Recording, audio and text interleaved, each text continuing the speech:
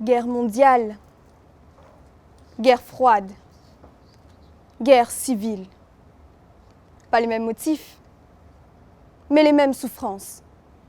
Alors oui, je pense qu'il est plus que temps que nous apprenions à vivre ensemble. J'emploie le pronom « nous », non pas parce que je m'identifie à un peuple bien précis, mais parce que je parle de l'humanité. Cette humanité qui doit régner malgré les frontières de nos pays. Cette humanité qui doit n'avoir aucune barrière, pas même celle de la langue. Cette humanité qui doit faire de nous, peuple de tous horizons, une seule et même nation. Dans cette lutte acharnée qu'est la vie, nous sommes tous égaux. Mais nous partageons surtout le fait que la vie est éphémère et que dans l'univers, notre temps sur Terre ne représente qu'un battement de cils. Confrontés à des fléaux qui ont pu et qui ont dû causer des doutes dans l'espérance d'une réelle paix, nous tentons par différents moyens d'être unis, malgré les difficultés qui se présentent à nous. Mais les obstacles sont nombreux et rude est la marche à suivre. La recherche de pouvoir est devenue l'un des fléaux majeurs de notre société. Et l'argent y joue vraisemblablement un rôle capital. À tout obstacle auquel l'homme est confronté, le besoin de dominer est lui aussi présent. Lors de son célèbre discours à Washington, Martin Luther King a prononcé une phrase qui m'a interpellée. Il a dit « Encore et toujours, il faut nous élever vers les sommets. » Lorsque nous atteignons un sommet, nous sommes conscients qu'il ne devrait rien y avoir au-dessus, que nous devons être à l'apogée de notre accomplissement. Celui-ci devrait alors être synonyme de fin. Eh bien, cela n'est pas le cas dans la société dans laquelle nous vivons. Nous nous créons nous-mêmes des sommets à atteindre. C'est dans la conscience humaine. D'une part, nous ne voulons pas perdre, et d'autre part, nous ne pouvons pas perdre. À l'heure où les avancées les plus novatrices se font, l'écart de développement entre les pays riches et les pays pauvres se creuse de plus en plus. Au moment même où des enfants meurent de faim dans certains pays, dans d'autres, le gaspillage alimentaire est devenu anodin. Nous sommes autant les coupables que les victimes de nos agissements.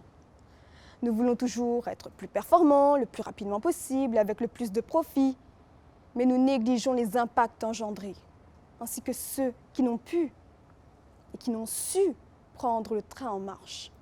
Ce grand homme a dit un jour « Nous devons apprendre à vivre ensemble comme des frères, sinon nous allons mourir tous ensemble comme des idiots. » Il a prononcé cette phrase alors que les États-Unis subissaient la ségrégation raciale des Noirs. Ce qui doit nous interpeller, ce n'est pas le fait qu'il ait prononcé cette phrase.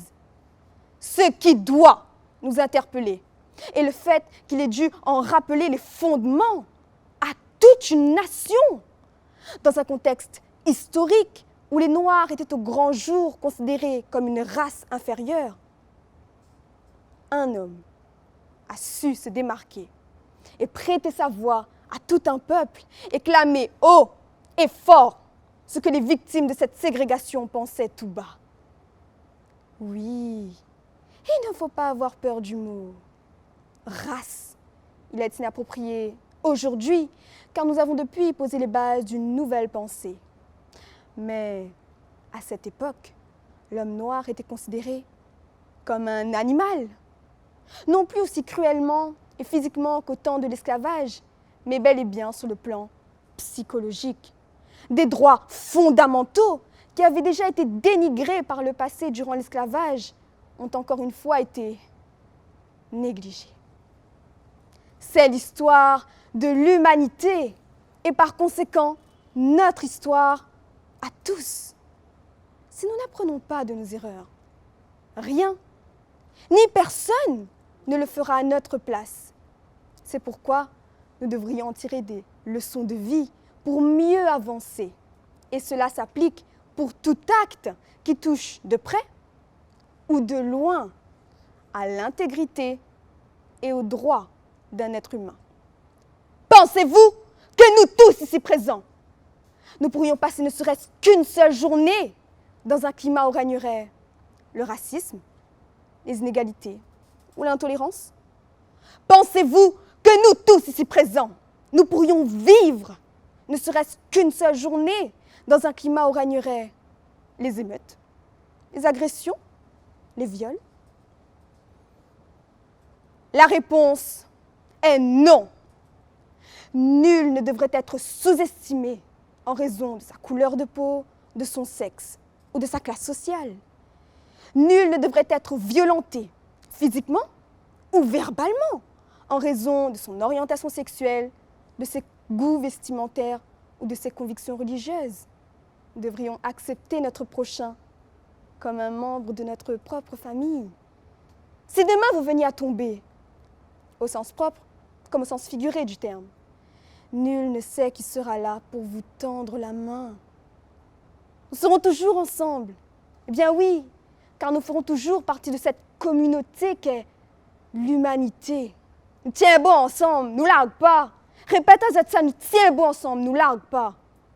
C'est pourquoi nous devrions apprendre à vivre comme des frères. Relevons-nous ensemble. Avançons ensemble. Seuls, nous allons plus vite, mais ensemble, nous irons plus loin. I have a dream, disait Martin Luther King lors de son célèbre discours. Traduit en français par « j'ai fait un rêve ». Mais moi, je le traduis comme « j'ai un rêve ». Car tous les combats qu'ont menés partout dans le monde, des pasteurs tels que Martin Luther King pour le droit des Noirs, des médecins comme Bernard Kouchner, cofondateur des Médecins sans frontières, des hommes et des femmes politiques comme Barack Obama avec l'Obamacare ou Angela Merkel avec l'accueil des réfugiés, et même des bénévoles comme Audrey Hepburn pour l'UNICEF. Nous nous devons de les continuer pour un avenir meilleur. Martin Luther King avait un rêve. Il voulait voir l'Amérique soudée. Eh bien, j'ai moi aussi un rêve. Je veux voir l'humanité s'embrasser.